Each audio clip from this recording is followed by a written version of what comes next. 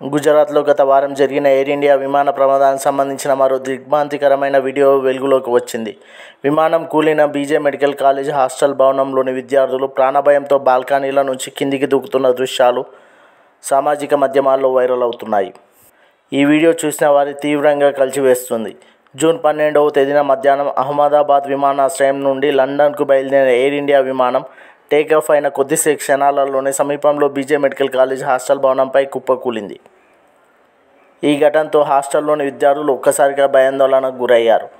తాజాగా వెలుగులోకి వచ్చిన వీడియోలో భవనం నుంచి మంటలు వ్యాపిస్తుండగా కొందరు విద్యార్థులు 2-3 అంతస్తుల్లో బాల్కనీల నుంచి బెడ్షీట్లు, తాళ్ల సాయంతో కిందికి దూకుతూ మరికొందరు నేరుగా దూకుతూ కనిపించారు.